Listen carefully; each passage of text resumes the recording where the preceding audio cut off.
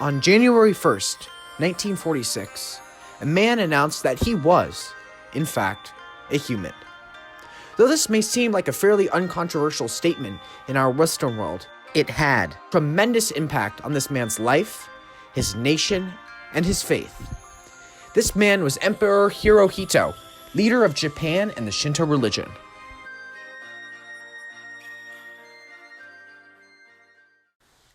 Shintoism is a religion that originates from and is most prevalent in Japan.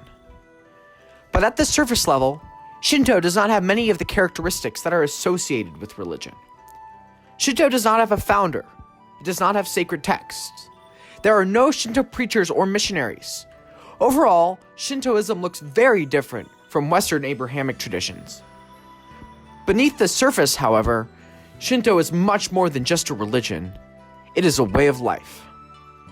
Shinto dates back to prehistoric times and wasn't even classified as a faith until the 6th century, when people needed a way to distinguish the national traditions from Buddhism that began spreading throughout the region. Today, it is common in Japan to identify as both Shinto and Buddhist. The objective of Shintoism is to be in touch with kami, or spiritual energy. Shinto literally translates to way of kami. Kami, however, is very difficult to translate. For one, it is neither a singular nor a plural word. Basically, kami are sacred spirits or deities that exist in earthly objects, living beings, and natural phenomena. Kami share the same dimensions as our physical world. Our closest comparison to kami would be the Western concept of Mother Nature. Kami are like an extension of Mother Nature. They each fill a different aspect of the world, each with their own emotions and motivations. But they are not all omnipotent, nor are they entirely benevolent or malevolent. They are mixtures of good and evil, each in varying grades.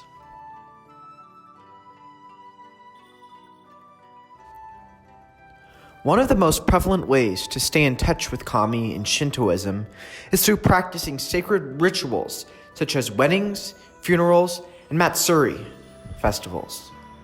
But the ritual that may be most central to the Shinto faith is that of Hira, or purification rites. Hira is performed by communities on a daily, weekly, lunar, seasonal, and even yearly basis. It is also performed at the beginning of all Shinto ceremonies and other important events. The purpose of Hira is to cleanse oneself from evil and sin, which take the form of disease, guilt, and bad luck. Hira itself is practiced in many different forms. During ceremonies, many people use water and salt to rinse their faces and hands while chanting. Before matches, sumo wrestlers sprinkle salt around the ring. Some Shinto followers even take an ice bath at the beginning of each new year.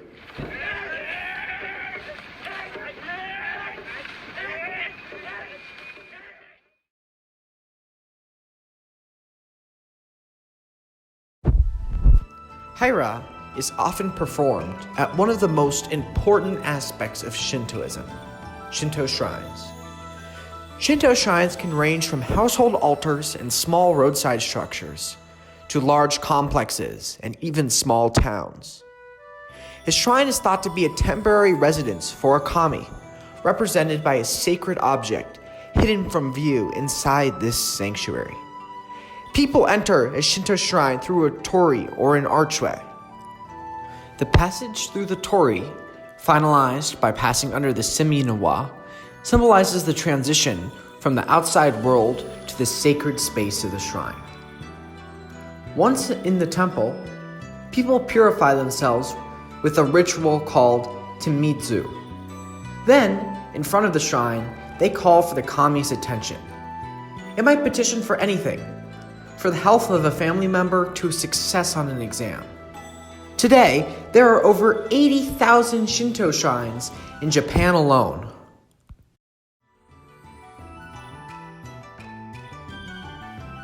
As you have probably picked up on, Shintoism is deeply grained into the everyday life of its followers. Because of this, the experiential and emotional dimensions are perhaps the most prevalent ones out of all of Shintoism. These dimensions are summed up well by Michael Malherbe in Religion of Humanity. Malherbe writes, "One can say that being a follower of the Shinto faith consists in feeling that one is a member of the Japanese community. Only very rarely are philosophic or religious movements so clearly and exclusively tied to the people to the degree that Shintoism is."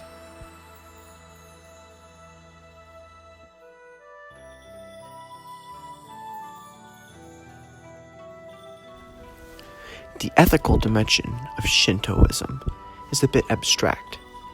Since there are no sacred texts, many different people have different interpretation of Shinto ethics. All, however, believe that Makoto, sincerity in the heart, is at the core of Shinto ethics. Makoto is a distinct sensibility that underlies the entire Shinto approach to life.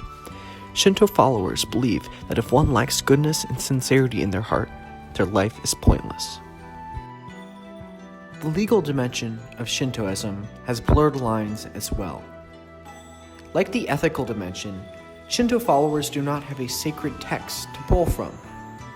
The only legal aspect of the religion is a distinct set of rituals that must be performed at certain festivals.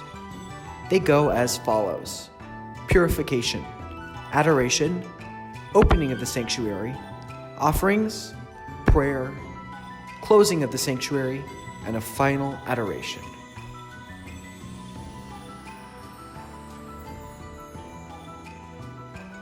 But now, I would like to return back to the intro segment, where Emperor Hirohito abdicated his mythic role by announcing that he was a human.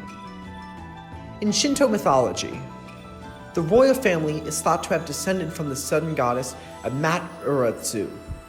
Amat-Uratsu is one of the most ancient kami and is the most important one.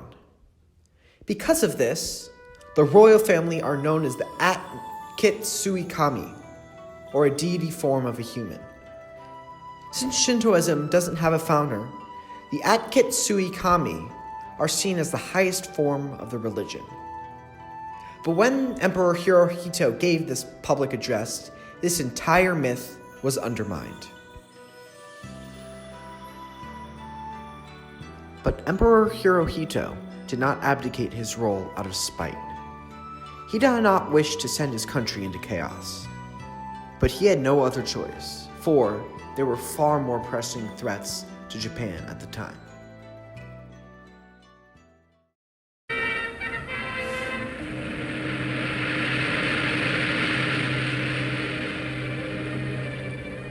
That's the atomic bomb exploding at Nagasaki. This is the Emperor of Japan having a look at the ruins of his capital before the decision to surrender was made. It should have been clear to all Japanese that the so-called Son of Heaven, as a divinely inspired leader, had been bombed out. So yeah, that's right. The United States of America tried to completely eradicate the entire Shinto faith. During World War II, the United States blamed Shintoism for much of the global conflict.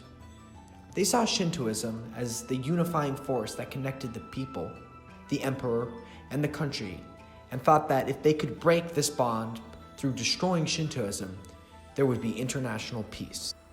Throughout the summer of 1945, the US military repeatedly attacked Japan, and on August 6th, they dropped the infamous atom bombs, perhaps the most destructive weapons used in history.